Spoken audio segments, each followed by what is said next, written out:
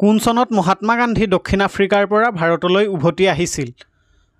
ইয়াত অপশ্যন কেইটা আছে 1915, 1920, 1925 আৰু 1930।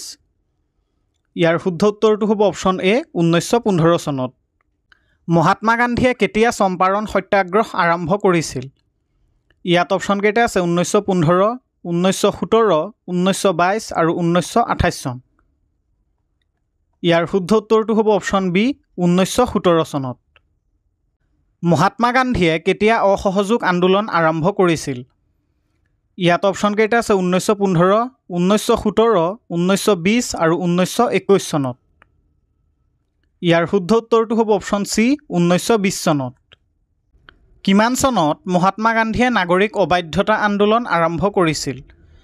ইয়াত অপশ্যন কেইটা আছে 1920, 1925, 1928 আৰু 1930 চনত।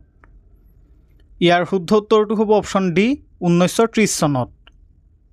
মহাত্মা গান্ধী আৰু বি আৰ আম্বেদকাৰৰ মাজত কেতিয়া পুনা চুক্তি স্বাক্ষৰিত হৈছিল?